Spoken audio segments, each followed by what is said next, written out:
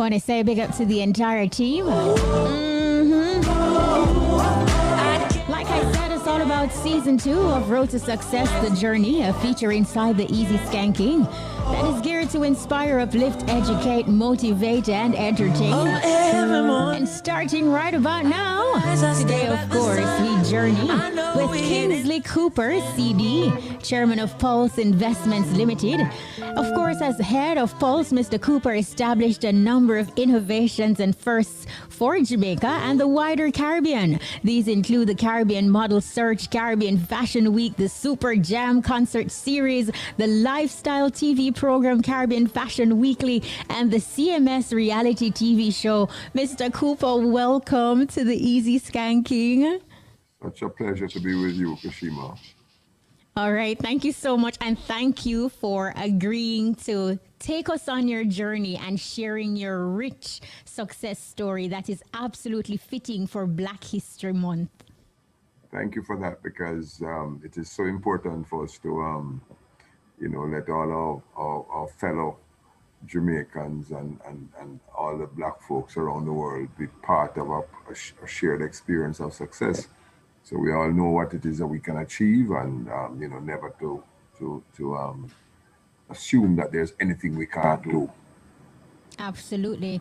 And I really want to start today by getting some insights by going to the foundation a bit. What was it like for you growing up as a child and having your siblings and big sister, Dr. Cooper? What was that like?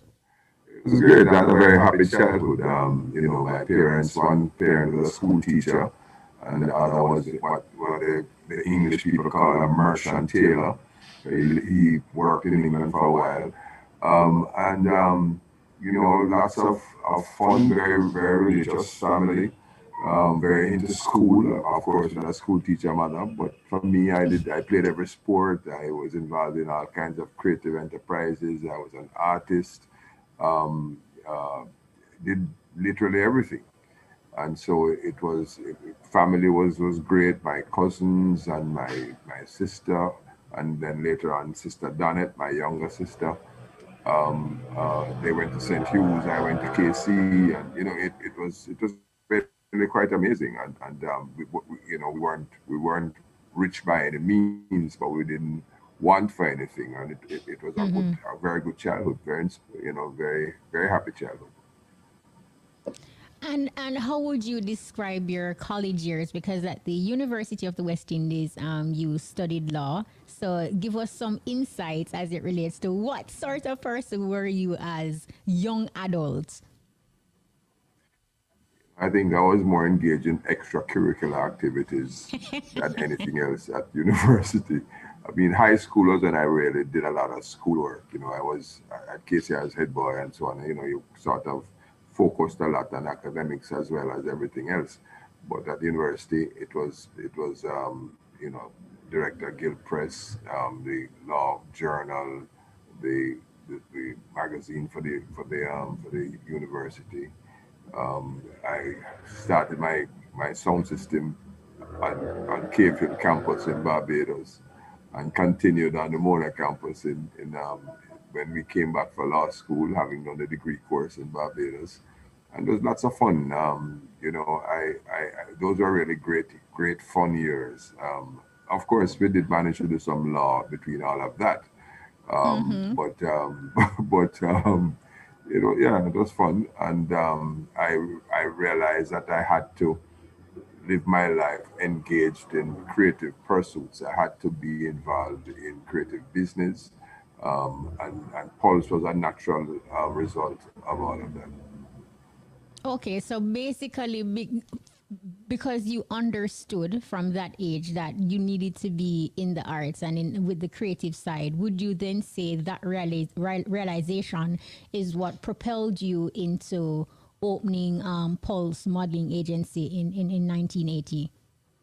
Yes, I always felt that, you shouldn't sort of go to work in the daytime and then in the evenings you'd enjoy your life, and on the weekends.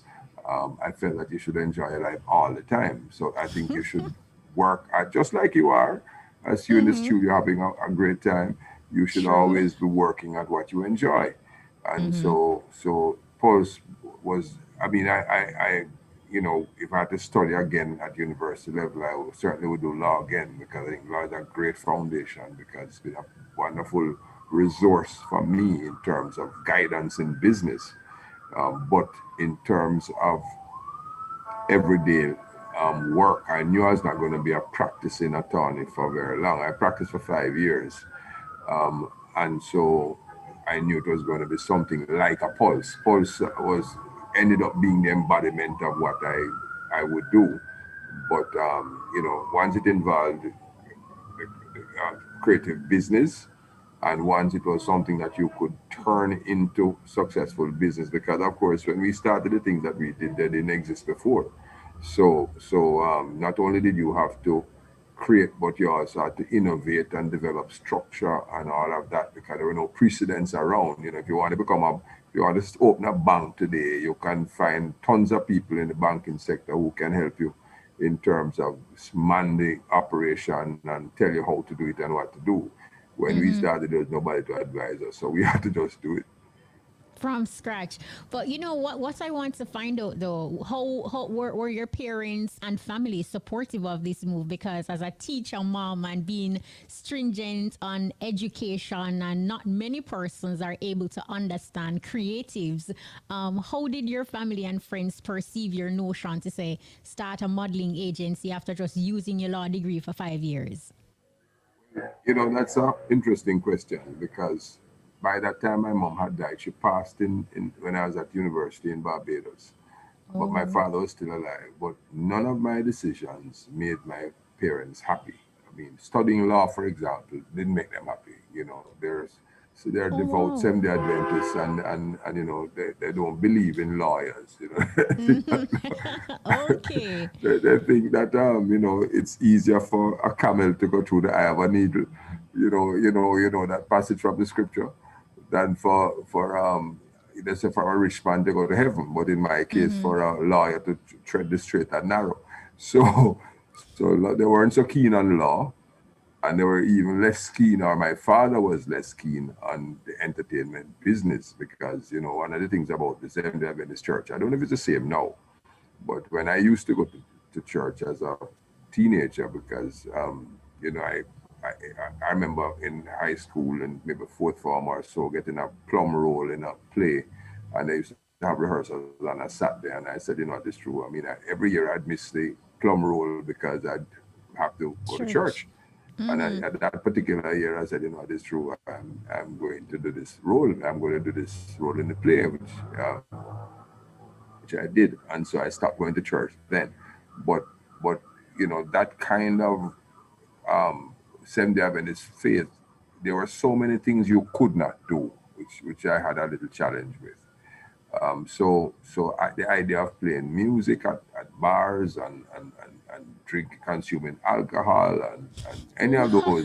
riotous things, were were not a part of God's plan as far as my father was concerned. And so, and of course, the idea of studying law for how many years and then saying you're going to open a grooming school or a model agency, it just sounded ridiculous to everybody. And the thing is, there was no concept of those things in Jamaica at the time. This is 41 years ago. So that we could even have models. What's a model? What you mean you're going to have a modeling? What is that? And so it's it didn't find favor with too many people, and the people who thought they understood just chuckled, because they felt I just wanted to have some more fun, have all these parties with all these young Girls women and yeah. and playing. So it took a while for people to understand that I thought it was a serious undertaking, and I thought it's something that we could actually accomplish and make a success of. And of course, you start out doing it because, as I said, these are things I wanted to do. But then after a while, you realize that it's not enough just to do it. It must now be successful, and it must now be successful business. Because if it doesn't make money, it's not sustainable. And if it's not sustainable, you can't continue doing it. So we had to convert it not just into a success in the sense that you could find models who would become, international stars, but also sustain it in the sense that it was a profitable operation. You could pay your bills, and then it's something that you could maintain. Share some of the challenges that you experienced, because like you mentioned, it wasn't something that was done before, and unlike now where we can consult Google or YouTube for like a lot of things and garner information like you outlined earlier, there wasn't anywhere you could go for information. And I'm sure with persons struggling, not believing, what kept you going and how did you handle challenges at that point? Well, I never really had any issue with anybody's opinion. The truth of the matter is, I know what I wanted to do, and nobody could move me from that path because I was not going to go and live a life to satisfy anyone. I was going to live a life to satisfy myself because it's my life. And Mm-hmm. so that part of it didn't, I just mention it because, of course, it's a reality in the sense that, for example, I remember once having some financial problems because I owed a bank some money, and things were not going so well at that time. And the head of the bank said, Mr. Cooper, I can't really help you, because I live in the real world. And all she was trying to say is that I am living in this fantasy land where I Mm-hmm. think that you can have models and all of these things. And she know that not don't go so. And so skepticism was one of the big hurdles. And also, as you said, lack of information. There's no Google, there's no nothing. I remember when we started out, we didn't even know the nuances and the sort of key aspects of being a successful model. We thought a beautiful woman would be, so for example, for our first winner of the model search in 80 would have been maybe 82 or 81, um, went to Paris, and she was only 5'7", and Mm. we didn't know, and so we thought here we're gonna have our first big star, and then the market said no, no, no, she's too short. And so we started to build relationships with in Paris because we felt Paris was the epicenter of the fashion industry. um, at the time. That was our view, which it was in a sense creatively, but not necessarily from a business standpoint. New York has always been the biggest market and the strongest market. But in any event, we went to the French embassy here and spoke with the trade commissioner, and they hooked us up with the fashion industry people in Paris. I remember one year going with Kimberly Mays when she won, which would have been in about 85, and or 87 rather. And we were like the official representatives for Jamaica and the Caribbean for this major event that they had in Paris, which was like a world, like the Olympics of fashion. It was Mm-hmm. on the river, and they had to build a runway, like massive runway in the river, and it was quite a spectacle. And we arrived, and we were like the official representatives from the Caribbean, and Mm. all the French people were on the streets because they couldn't get in, of course, and but they had big screens showing the event, and we'd walk through the crowd in the red carpet and so on, and it was quite amazing coming from Jamaica because this whole world was not something we're familiar with here. But those are good connections. We found the trade route through the French embassy to learn about the fashion industry, go to Pret-a-Porter, meet people in the fashion industry, both on the design side as well as the model side, the model agency side. And that's how we learned. And from that, we began to understand what it was that the market was looking for. And we were able to, produce, starting with Kimberly Mays, and a little before that, Alter Leg to a lesser extent because she was basically Essence magazine, whereas Kimberly was in several markets and several different brands that she worked for as a Mm-hmm. successful model. And then we built from there, and it just exploded, Lloyd Samuels, Justine Willoughby, Romeo Gordon, Julian Samuels, Lincoln Winter, later on people like Lorraine Barrett and Carla Campbell, and Janelle McKenzie, and um, Janine Williams, and it Maureen just kept going Barrett. and going and going. Yeah. Now we have Alicia Burke and some others, Michael Simone Williams, and Daniela Davis has just been selected for the new Gucci campaign. Nadine Willis was the first black model to be the main talent in a global Gucci campaign back in 2002. Now, history is repeating itself with Daniela Davis just being selected for the main Mm-hmm. Gucci campaign again. So, it's interesting, but, It's a it big just, deal. yeah. Well, It it's changed the whole. I mean, nowadays people take it for granted, every day you see pictures of models, not just from Pulse, but from other agencies as well, who are doing well, and people just, especially if you're born in this time, it just seems like a normal thing. But back then, it was quite amazing.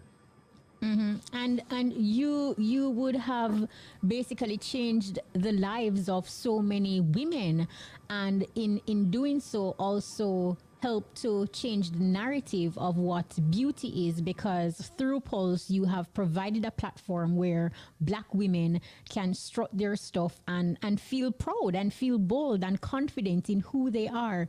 When you started out, was that your initial intent to say create a platform for black women? Did you look at it that way? Well, that was part of it. We certainly wanted to make a difference, and you, I don't know to what extent it is still prevalent, but there was a concept of beauty back then that didn't include black women who did not look like white women. Mm-hmm. If you had, if you were dark skinned but you had Caucasian features or Indian features or Syrian features, then that was a kind of acceptable despite the fact that you're black. No, and even black people didn't have any regard for black people in terms of how we looked. And through that vehicle, we were able to show the best, to show that beauty existed fundamentally in all women, and especially in the case of Jamaica, where so many of us are black, in black women. And what people had as a pre-assumed concept of beauty wasn't really so. And so when you have someone like Alois Samuels or Janelle Williams, or these black women who are not just dark skinned but black in terms of what we perceive as black features. There were a number of models who were distinctly African in look. And in Jamaica, as I said before, we generally accepted as beautiful black women who had Caucasian or Indian or similar kinds of features, but not so much black women with African features. And so one of the things that changed fundamentally and forever was the fact that you now had women who were clearly African, who were recognized globally as beautiful by virtue of their success through Pulse in the international model market. And so things started to change. Your average black woman could now see these images and see herself and recognize that not only is she beautiful, but that it is accepted internationally that she is beautiful. And so we could move past local stereotypes, and it made a world of difference in terms of self-esteem, in terms of people being, young people being willing to come forward and to try, try to become international stars, knowing that being black was not an issue. Although, of course, we recognize that globally things are always a challenge for black people. Mm-hmm. But the point is, where there is a strong enough talent, you can overcome all of those hurdles and become very successful.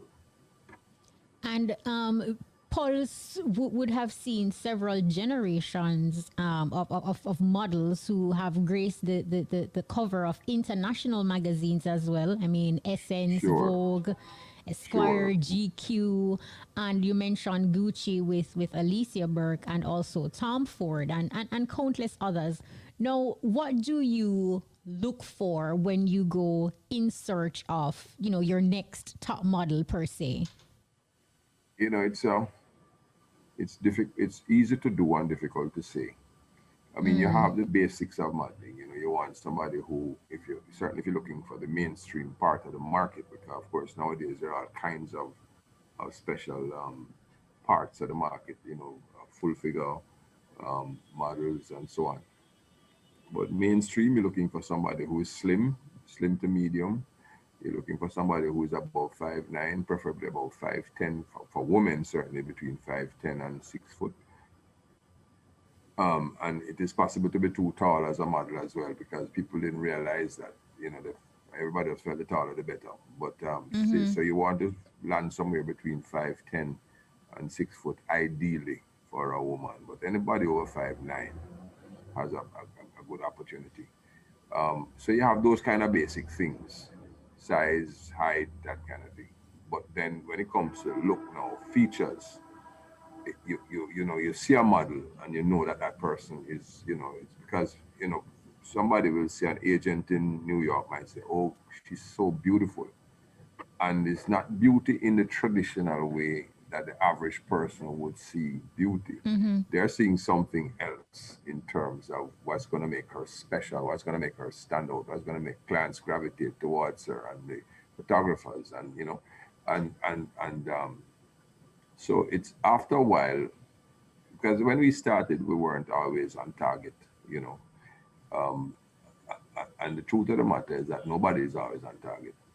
Because we have had even models. Lois Samuels, I took Lois Samuels to every agency almost in the world between Paris, London, and New York, until Beth Ann Hardison, a black woman, signed her in New York. And even with Beth Ann, she was languishing until she was selected for that landmark Calvin Klein campaign. And that carried us, took her from there. She was on the cover of she was the first Caribbean girl to be on the cover of Vogue.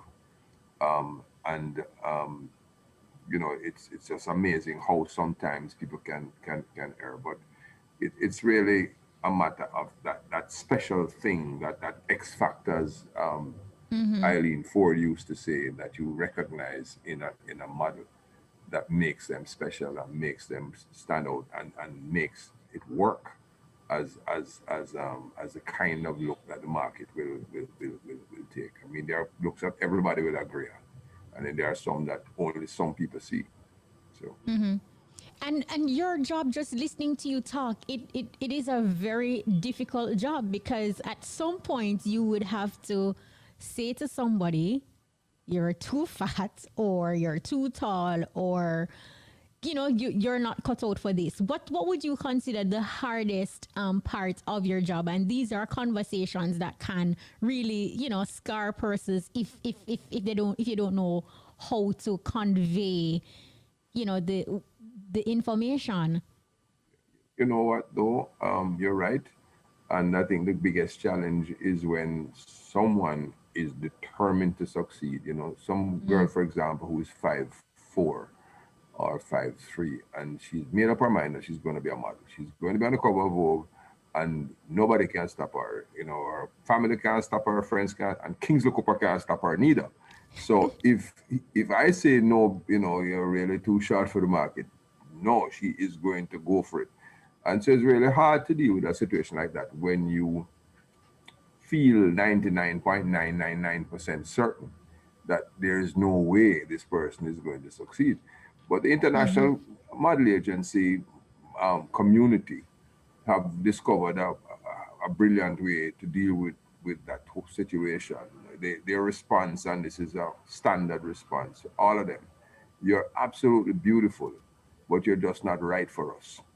And that is their response. So nobody feels that, they're not Yeah. considered beautiful, but you're just not right for us. And Yes, that is because how it's they the deal with it. whole. So No, in 2001, you launched the first Caribbean Fashion Week show to promote, rising Caribbean fashion designers and models that not only attracted designers and models from the Caribbean but also the US and the UK.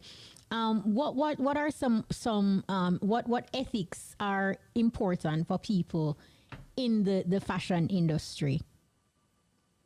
Well, you want designers who create great original clothing, or as they said, there's nothing new under the sun, but at least you have to present it in a fresh way, and the lines must work and it must look great. It can't just be your everyday person who wants to be a designer but really don't have that much talent. So that's what you're looking for here, and it doesn't have to be established talent. It can be emerging talent, but you're looking for somebody with something to really offer. And what has been the greatest challenge for us at Pulse has been to find designers who are serious about business, fashion as a Mm, business. Because going back to the point I made earlier, if it's not financially successful, if it's not profitable, it's not sustainable. And so, for example, in New York, when you have New York Fashion Week, the IMG Group, who do New York Fashion Week, provide a platform. They provide a space in the tents, and the designers come in and they pay a fee to use the space. And I guess it comes complete with sound and lights and runway and so on. But the designers then pay for their stylists and their hair, their makeup, their models, everything is on the designer. And so it's a real business. If the designer does not have the budget to do that, nothing happens. And obviously, you're not going to have the budget unless you have a big investor who believes in your vision and your talent, or you're a successful designer and you have been successful for a while. So the problem in the Caribbean is that you don't have that many designers who are really serious, successful business people, mm, right? Who can afford to invest in their own marketing at that level. So that has been our biggest challenge. And whereas we have in the past we have been able to get governments through their development agencies, whether it's like a JAMPRO or similar organization in Barbados or Trinidad, to invest in their designers, or we'll be able to get sponsors to cover some of the costs of the production and so on. That's how we've been able to afford to launch these major events. Because when you have 300 people traveling, as we did in the early days of CFW, and think about the accommodations, think about we brought people from Lagos not last year but the year before. Last year was COVID, but one ticket, these are the best designers in Africa, so everybody is traveling business class, and one ticket is 10, 15,000 US dollars, so you just imagine when you're moving a group at that rate. mm-hmm, And so it really has to make business sense. And so we need just our designers to become more serious business people. And of course, there are all kinds of factors at play, so it's easier said than done, you mm-hmm, know absolutely. and but that is kind of the direction in which fashion needs to go. And as one of the things we were looking to do with Africa, which was to have that exchange where our designers could now access the markets in Africa, which are in some places very lucrative markets. If you're in Nigeria, for example, you don't have to put one foot outside of Nigeria, because in Lagos you have so many wealthy Nigerians with tons and tons of oil money to spend. So, Mm-hmm. if we could have access to some of those markets, that would help our designers. And I'm happy that you touch on the business element of things, because Pulse core activity is promoting talent in fashion and entertainment industry. And over the years, the company has expanded, into television, event production, and real estate. Expanding your business can definitely be a risky and scary venture. However, how do you know when it is the right time to expand your business operations? Well, with us, I have to now say that our core is no longer fashion or modeling. I mean, modeling is Entertainment. about less than 10% of our business now. But the fact is that we've been developing our real estate business now for a long time. I acquired Trafalgar Road in 1989 and Villarana in 1994. It's just that because, unlike some of our fellow, um, you know, business titans and conglomerates, we didn't have the resources to develop a 9 acre Villarana just like that. Boom. I mean, it is a multi-billion-dollar project. So we had to start and build over time, and do what we're doing. I mean, just to acquire was a big challenge, and then thereafter, we had to take our time, and they talk about sweat equity, so lots of sweat and lots of time, and then we build. Once you start to build on anything, if you believe in it, and real estate to me is a no-brainer because I've always been engaged in real estate from even before Pulse. As an Mm-hmm. individual, I used to buy property, and that was one of the ways I was able to even afford to start Pulse. Because the thing with real estate is that you can always borrow money against it, so you can always get access to capital. And so real estate is key for us. But we built it over time, and now we've just gotten to the point where it's very obvious what we have done. Because even for the last 10, 15 years, rental income, for example, has been key for us because it means that if you know for every month you're going to collect $6 million or $10 million or whatever it is from real estate, you know that you can pay the light bill and the staff and Mm-hmm. the various things that are essential to keep your business going. And then you can build from there. You have money to invest and expand. So it really is about diversification. It's about building having a solid foundation, building the base, and then growing from there. And so you know when it's the right time, when it's the right time, because there's no point say you're going to do $1 billion project if you don't have access to $1 billion. If you only have Mm-hmm. access to 100 million, you can't do the billion. So it's as you grow, you know when you can move into this or move into that. Sometimes you can move faster. Sometimes you have to wait. And so it's just business, and it's the same for every business. But of course, some people are a little bit more fortunate. Some persons are born with big business and with big deep pockets, and others are born with nothing and start from zero, and you have to build from there. Mm-hmm. But speaking of building, talk to us about Pulse Villas. Where are you with that project? I know 2019, you mentioned 2020, some work will be done. Now we're in 2021, and especially in light of COVID-19. Well, we continue to property development. I mean, we had started our suites at Villaranae in 2019. Um, Even before that, because a lot of it is restoration and it's a very major refurbishing, and so that aspect is basically done now. And COVID is that time when you have to quietly do the things you can do. There are lots Mm-hmm. of things that you can't do, so you just leave those alone, and the things that you can do, you do them quietly, and you have to be thinking about what is going to be around, what is going to work post COVID. So you prepare for that. So when the post COVID comes, you're not starting from scratch. Um, and so we're on our next phase, which is the Pulse Homes, which is 33 bedroom, 3 and 2 bedroom homes, Nice. and about 6 acres of the Villardy property. But we're waiting on all the final approvals now to actually start construction. That is like a $1.5 billion project, and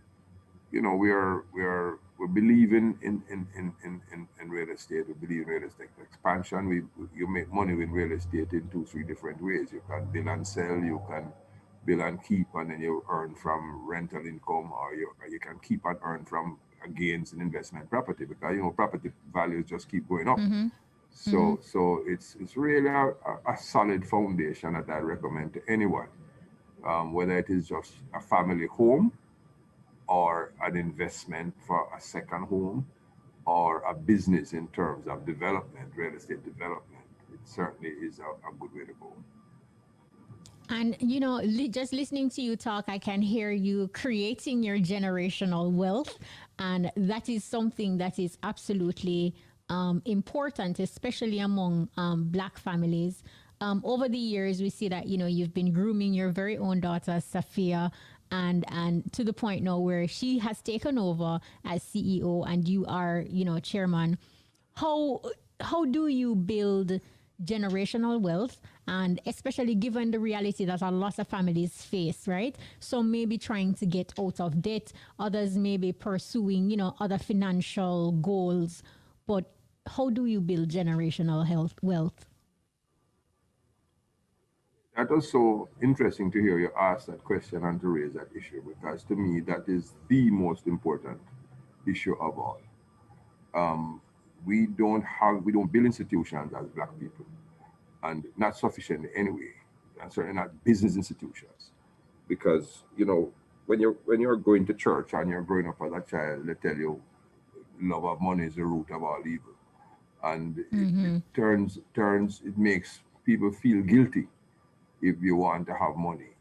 When you're certain races, when you aspire to owning everything, and you might have one hotel and you want to have 50 hotels, and you want 100 hotels, they say you're a business mogul. If you're the average Black man and you have one house, they try to buy another one, they say you're greedy. No, we can't buy into any of that foolishness.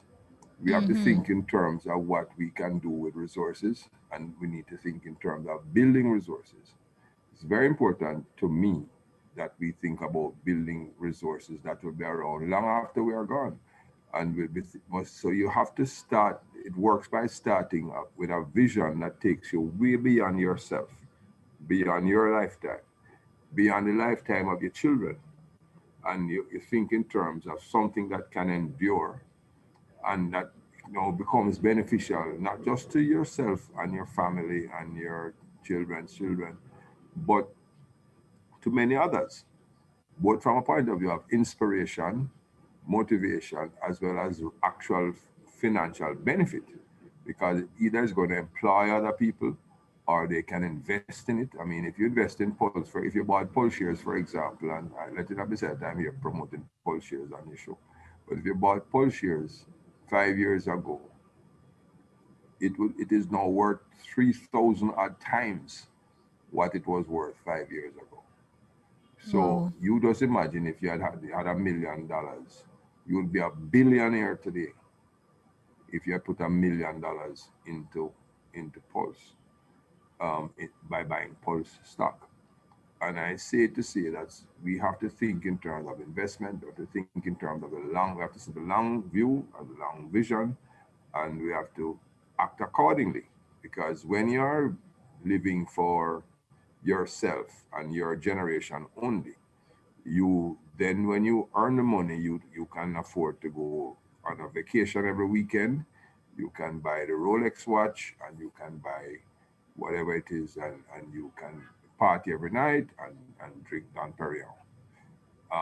When you're thinking in terms of the long view, and you're thinking in terms of building something that's going to last, then you know property I bought in 89 or 94, you have to develop that, and it takes a lot of money and a lot of time if you're starting with nothing. So you have to reinvest, keep reinvesting, and thinking in terms of what is going to last. So it's not just the building that's going to last, it's the company and the structure and everything, but you have to be thinking in terms of how you build all of that, and build it in such a way that when you're gone, it will still continue and it will grow. So you're going to need the financial resources, you're going to need the structure, and you're going to need the human resources to do it. Safia is one of two managing directors at Pulse. The other is Romeo Gordon. Romeo is responsible for fashion and television and the model agency. Safia is responsible for property and hospitality. I'm very proud of her and of Romeo as well. and what they've been able to do. And I expect them to do quite a lot more. Mm-hmm.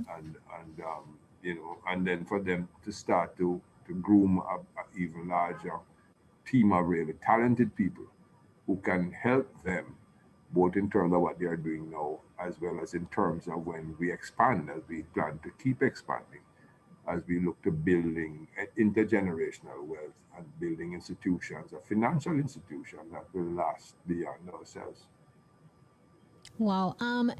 Just listening to you talk, I realized that there is an issue with financial literacy among our people. And a lot of it sometimes also have to do with our mindset and our thinking and our approach. Um, as someone who is successful and business savvy, what piece of advice would you give to the ordinary Jamaican persons in general, or listeners locally and internationally who are on their very own journey to attaining success, but need to understand the importance of financial literacy and the mindset when it comes on to being business savvy and thinking ahead and making the right moves? First of all, I'd say buy real estate.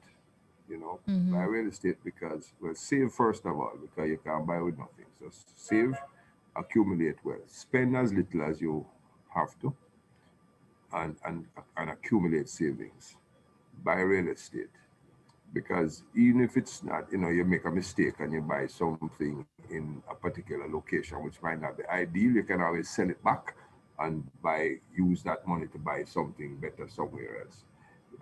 Of course, it's always good to do the best thing at the first time, as opposed to having to. But the point is, well, real estate is the best way to store wealth and accumulate wealth because it's always going to be there, and they don't. As one banker told me many years ago, they don't make any more land.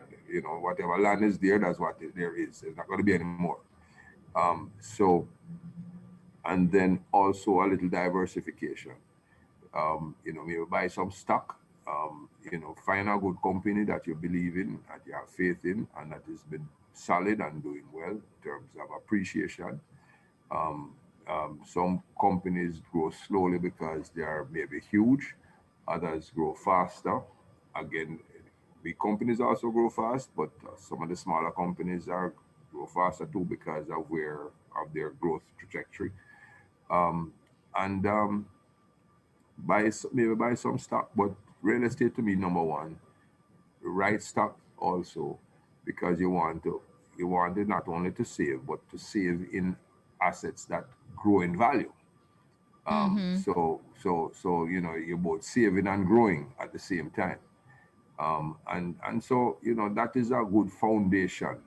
And after a while now you can you know use one property to help acquire another one and so on, and you can start to rent and collect rent, which helps you with your expenses, and you manage it as you go along. But the idea Mm-hmm. is to build something that's solid and have a little bit of diversity. So if one thing goes down, everything don't go down, and you have something over time. And don't think about a quick fix all the time. Think in terms of something that is going to build steadily, slowly, and is sustainable. I mean, it don't have to be slow, quite frankly, because the faster the better. But it must be fast because it is a flash in the pan. It must be fast because it's that good, you know. But Mm-hmm. it's more important to be steady and sustainable than to be fast and to be solid most of all. Well, let's look now at Kingsley Cooper, the promoter, right? Now, through Reggae Super Jam, you have staged a series of live stage show events, giving patrons quality over quantity with the likes of Beres Hammond, Steel Pulse, Dennis Brown, Leroy Sibbles, Chalice, Black Uhuru, Gregory Isaacs, and Peter Tosh. Um, Take us back to this period of your life and perhaps a moment that resonates with you to this very day when you reminisce and think about Reggae Super Jam. But those were the most exciting years because Mm-hmm. although I'm so associated with fashion, music is really my life. Because music, I used to be a DJ and I used to produce DJ records. as People don't in know that. selector or Yes, a selector, DJ? a selector, no, Okay, selector. nice. And my sound system, it was called Soul Construction. It at the time it was very popular. Put it that way. And we used to be very, very active in East Kingston, but everywhere. I mean, we used to play at the university in Mona and in other places. And it's Super Jam. I remember to this day I'm sitting in front of Peter Tosh in the backstage, and just as I'm looking at you, I'm looking at him, and he had on his black gown like thing, and then he had around him a scarf, red, green, and gold scarf, and he had a cross in his hand, right? And he'd always hold on to this cross, and that cross was supposed to chase away vampires. Peter Tosh is a character of no Mm-hmm. mean other, right?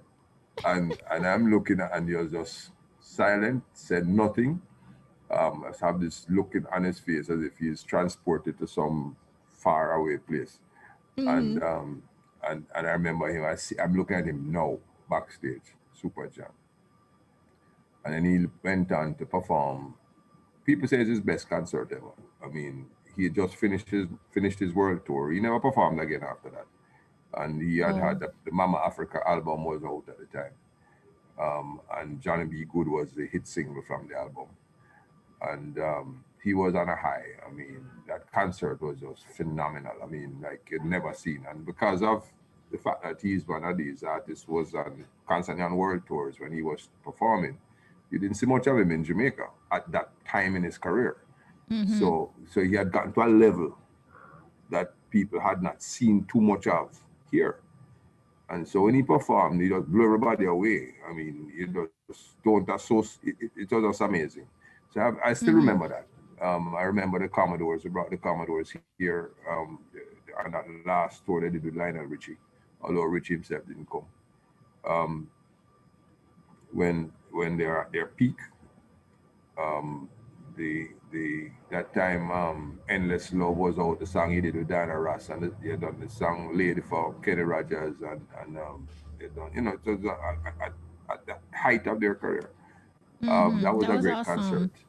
awesome. Mm-hmm. And there's so many others, but those are two things that stand Stood out. out. Yeah. Listening to you talk about Peter Tosh, it's now bringing it full circle in terms of why even Pulse, you host the Pulse Complex is where you can find the Peter Tosh Museum. Talk to us about what inspired that decision. That is one of those things, there are some things in life that are meant to be. You talk about full circle at that concert. And then before Marlene Brown, his companion up to the time of his death, before she started dating Peter, she was in a youth club that I was president of in East Kingston, Mm. just after I'd come out of university. And so I knew her. And so Peter was not somebody who got along with everybody.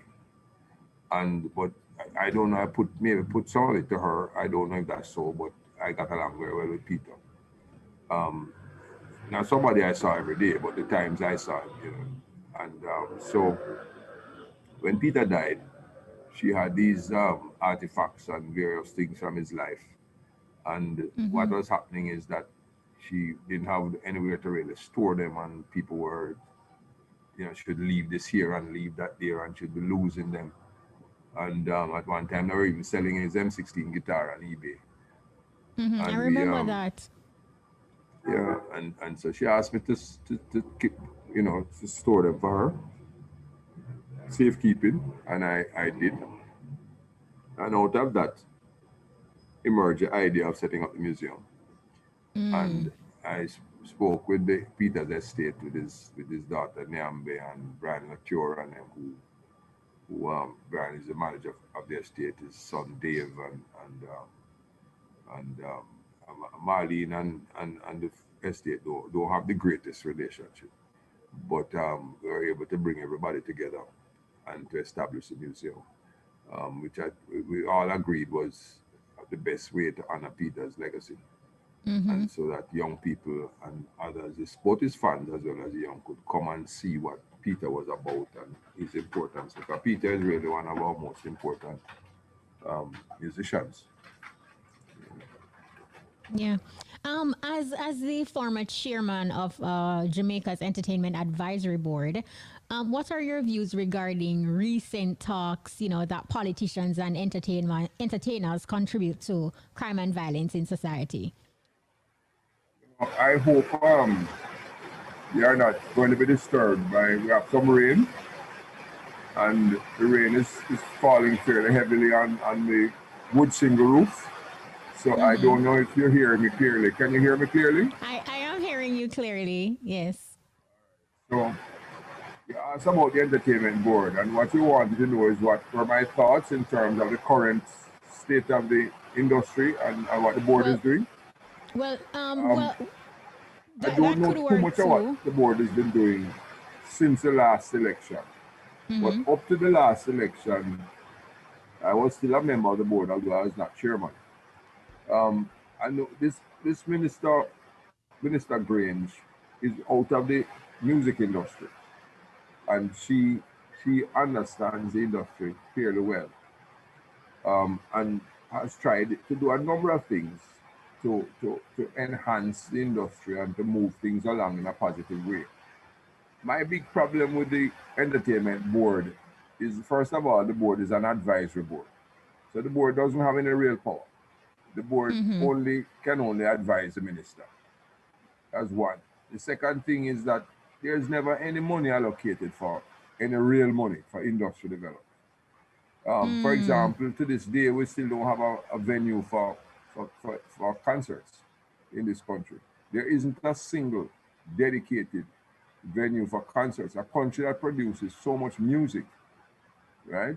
Because the government, there's no money, right? There is never any money for anything to do with create. I guess I figure we are in the creative industry, so we must create, right? But we need resources to move the industry forward. And a lot of the people with the talent and the ability don't have resources because they come from inner city communities and what have you. And so there are a number of things. So there are a lot of things that you can do without money, and they have been doing a lot of them.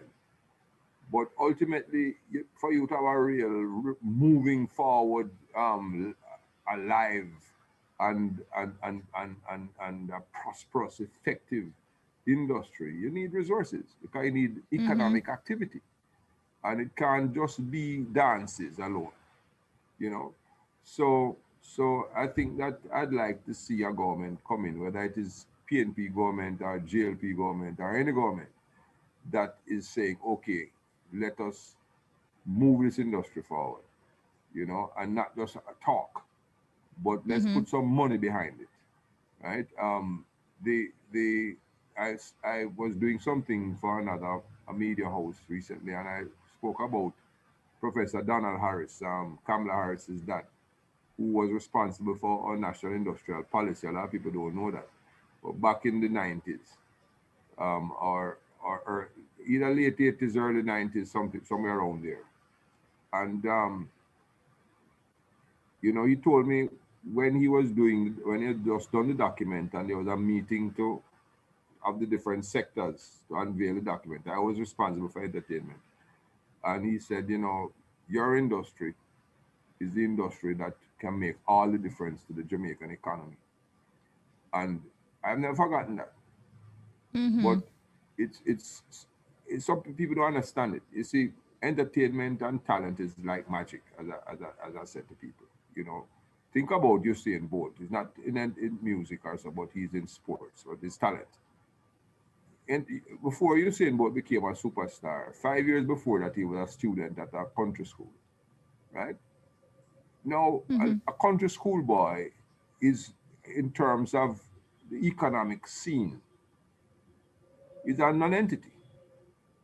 As a human being, yes, but as a economic force, eh, nothing. in 5 years, you're able to change that to become not only a superstar in terms of talent, but as a major economic force. Because if you look at Usain Bolt and what he has done in terms of just his brand representation around the world and his image and what it does for Jamaica, because if it was Usain Bolt alone, I imagine there are several tourists who would come to Jamaica just because of Usain Bolt, right? And that is just one aspect of the ways in which we benefit. And so you go back to a coffee who nobody knew 4 years ago, or Sean Paul or Shaggy, and you don't have to go to the great Bob Marley or anybody like that. And you see the sort of economic difference that talent makes, and it's magic because you from nothing to something massive. So if you give free rein to that talent and create an environment in which that talent can flourish, what we call an enabling environment, you can imagine how we could change the nature of Jamaica. But I feel, but one of my little suspicions is that there are too many average poor black people who would be empowered through entertainment, and so nobody really have the time of day for them. And to me, that is such a tragedy and something that needs to be corrected. Addressed. And when I say nobody has the time of day for them, maybe I'm being extreme, because I'm sure there are persons in power, whether in this government or previous governments, who would have wanted to see that change. But the fact of the matter is not enough. And obviously, it hasn't given us the result that we need. Wow. Mr. Cooper, we're absolutely out of time. In closing, I want you to share with our listeners a piece of advice as it relates to success. What does it take to become successful, or what are the three key ingredients that an individual should be, willing to do, or steps they should be willing to take on that journey? First of all, you need to decide what it is that you want to accomplish, because everybody's success is a function of what it is they want to achieve, because success relates to your goals. So you decide what it is you want to achieve. And then once you know that, you work hard. So that is one thing, hard work. So first of all, you have to have the vision of what you want to achieve. Then you do the hard work, and you persevere, meaning that you don't get daunted by the first obstacle you face, because you're going to have obstacles all the time, all the time. Even when you become a huge success, you still have obstacles, you still have challenges every day. So you have to persevere. Vision, hard work, perseverance. There are lots of other things, but I would say that those are the three things. If you have the vision, you come and develop a plan, so you know how you're going to achieve your dream, and then you work hard towards that plan you execute, and then you persevere. Don't let nobody tell you what you can or can't do. You just have to know that if you are determined and if you are stubborn and you refuse to quit, that you're going to have a hard road sometimes. But when you're on that hard road, you just think about what you're working towards. What is your dream? What it is that you want to achieve? And that is what will keep you on that path until you get to where you want to get to. Wow, Mr. Cooper, thank you so much. This has been fantastic and really awesome. Thank you for taking the time out and taking us on your journey and sharing, so raw and real your experiences and how we can get there and we too can become successful. Thank you for asking me, and I'm glad for the opportunity, because this is something we all need to do more of. Definitely. And on a lighter note, have you ever done karaoke and sing an Ernie Smith song? I think you should. I've done a little karaoke, but my singing voice is not as good as my talking voice. You're talking, but okay, got you. All right, thank you so much. Of course, that is indeed Kingsley Cooper, CD, Chairman of Pulse Investments Limited, as head of Pulse Innovations and First for Jamaica and the wider Caribbean. These include the Caribbean Model Search, Caribbean Fashion Week, the Super Jam Concert Series, the lifestyle TV program Caribbean Fashion Weekly, and the CMS reality TV show. You heard Mr. Cooper on journey on the road to success, vision, hard work, perseverance, guess what you too can accomplish? Change your mindset now. Do it now. We're about creating generational wealth. Look here, I have to take this Nesbeth from the top again. It may only be another minute. It may only be another minute. It may only be another minute.